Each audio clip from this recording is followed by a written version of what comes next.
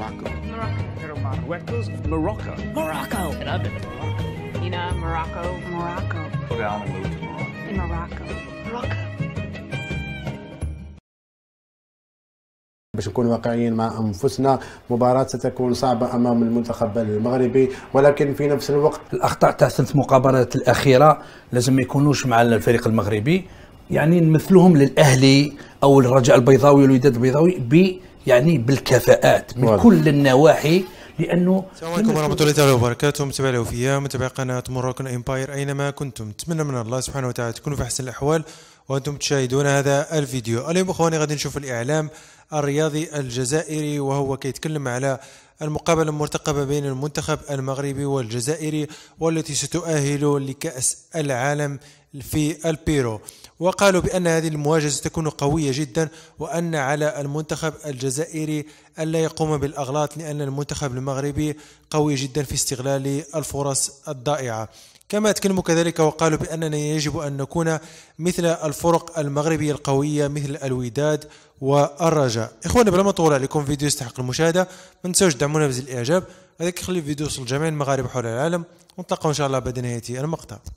نناقش مباراة المنتخب الوطني للناشئين أمام المغرب الخضر على بعد 90 دقيقة من التأهل لمونديال البيرو للناشئين. نناقش أيضا اقتراب شركة سونالغاز من الاستحواذ على ملكية وفاق سطيف، ما الذي ينتظر النادي للعودة إلى سكة شبيبة القبائل بدماء جديدة من الإدارة إلى الرئيس إلى المدرب، فهل سيفيد هذا في إنقاذ الكناري من شبح سقوط اتحاد العاصمة على بعد 90 دقيقة وعلى بعد 180 دقيقة من التأهل إلى نهائي كأس الاتحاد الإفريقي؟ مباراة صعبة أمام أسيك ميموزا يوم الأربعاء المقبل. بل الخضر على بعد 90 دقيقة من التأهل إلى كأس العالم التي ستجرى نهاية العام الجاري بالبيرو. الخضر بعد تأهل شاق بالمرتبة الثانية خلف السنغال المتصدر، الآن على بعد 90 دقيقة وبذكريات نهائي كأس العربية التي أقيمت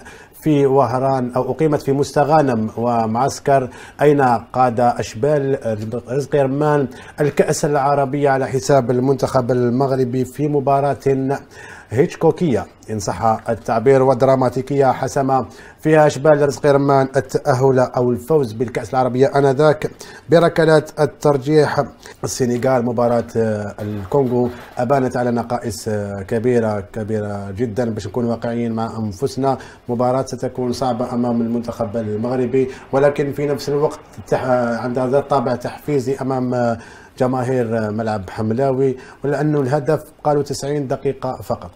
صحيح، يعني شاهدنا أن الفريق الوطني الأقل من 17 سنة يعني من المباراة للمباراة ما قدمش المردود اللي كان ينتظر منه الجمهور الجزائري، كان فيه عدة أخطاء، ما فيش انسجام كثير، وهذا راجع لعدة أسباب.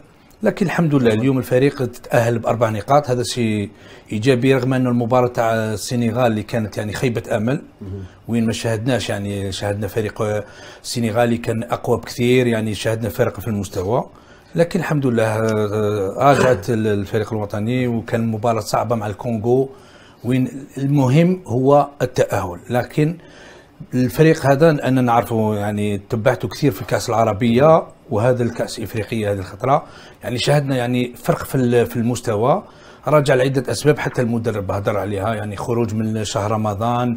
أنا نظن باللي لاعبين لحقوا الكأس إفريقيا هذه وهما يعني اون باس دو فورم، خاصة أنا عندي يعني علاقات مع نتكلم مع كثير المدرب، حتى بعض اللاعبين يعني الكوادر كانوا مصابين مدة شهرين ورجعوا مؤخرا. هذا شاهدنا لأن شاهدنا، وهذا ديربي تاع مع الفريق المغربي، والفريق الوطني عنده كل الحظوظ، وانا شخصيا متفائل ان شاء الله انه الفريق الوطني على بعد 90 دقيقه ان شاء الله يكون الحلم انه تاهل كاس العالم. وش نبيل باش نقول لك، باش تتاهل كاس العالم لازم تتعب، لازم تكون واقعيه، تنقص من الاخطاء تاع 3 مقابلات الاخيره لازم ما يكونوش مع الفريق المغربي، وان شاء الله هذا يعني الطاقم الفني على بال بهذا الشيء، وان شاء الله العمل الجمهور والارضيه الميدان راح تصنع الفارق. ان شاء الله. اشرت الى نقطه مهمه الشيخ عبد النور نتحول بها الى الشيخ فيصل، ان الاخطاء التي وقعنا فيها امام السنغال والتي وقعنا فيها امام الكونغو، ابرز الاخطاء التي وقع فيها المنتخب الوطني والطاقم الفني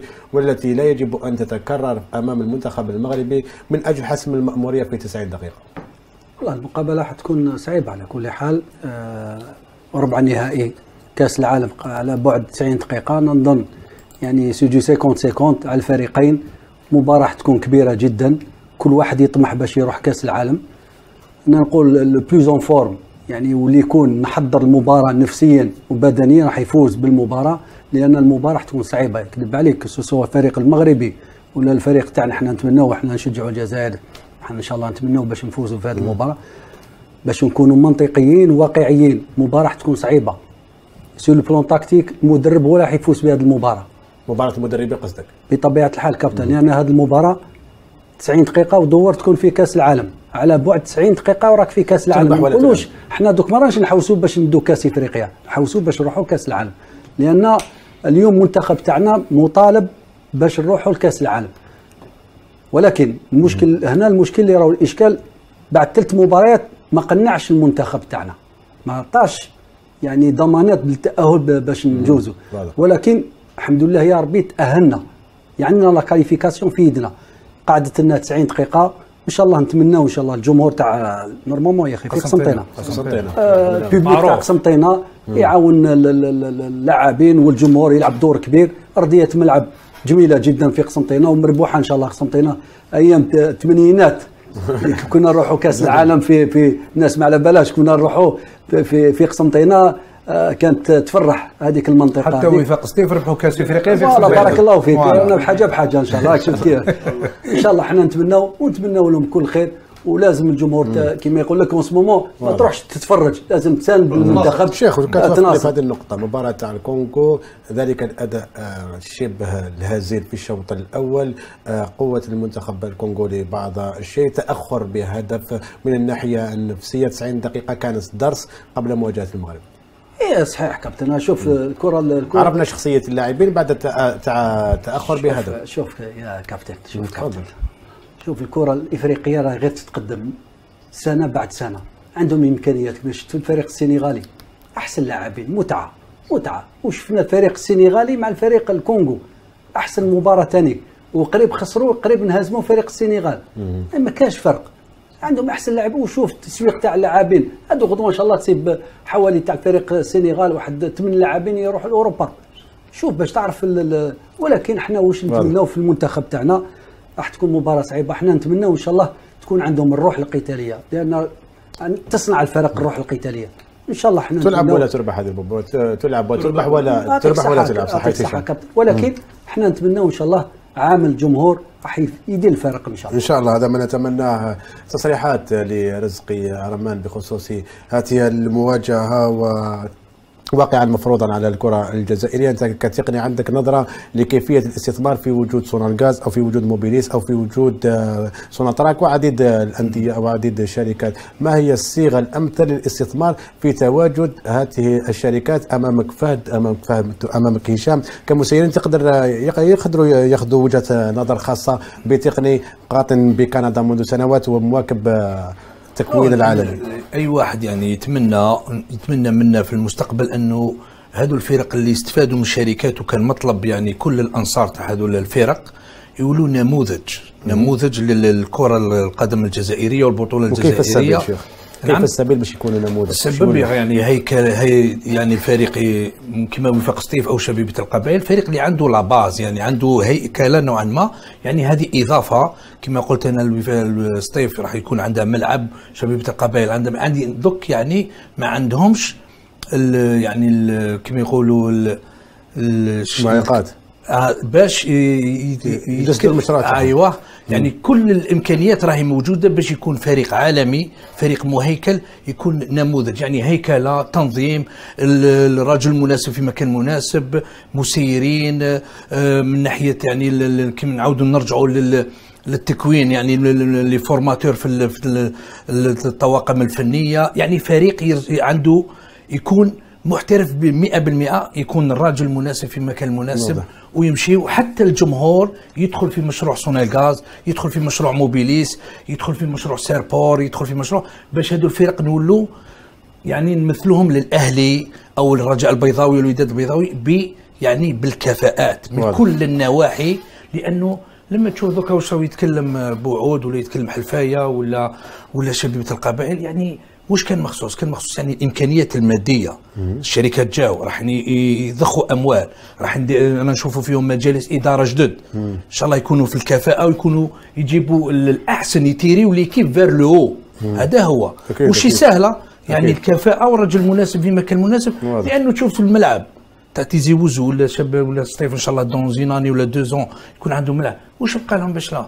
كيما قال لك انا كنت هكذا هاو كان قال لك باللي انا طلعت فلان وفلان بهذو الامكانيات يولي ستيف ما ينتدبش لاعبين. عنده كل عام عنده مينيموم 3-4 جوار يطلعهم ويبدا وعنده دي زوبجيكتيف. اليوم دوري الابطال، اليوم البطوله ويمشي حتى للعالميه رغم انه فريق عالمي الوفاق. هذا هي. وشيخ فيصل انت لو كان هنا يا اخواني نكون قد وصلنا الى نهايه هذا الفيديو. كنتمنى يكون المقطع قد نال الاعجاب ديالكم. ما تنساوش تدعمونا بزر الاعجاب، هذاك يخلي الفيديو يوصل لجميع المغاربه حول العالم. كذلك ما تنساوش الاشتراك في القناه وتفعيل زر الجرس باش توصلوا بجديد القناه اول باول. وما تنساوش تخلونا الاراء ديالكم في التعليقات حول ما قاله الاعلام الجزائري عن المباراه القويه المرتقبه بين المنتخب المغربي والمنتخب الجزائري المؤهلة لكأس العالم. كذلك ما نسوش مشاركة رابط الفيديو والقناة مع الأصدقاء باش تعم الفائدة على الجميع. ونتلقى إن شاء الله في فيديو قادم. إلى اللقاء.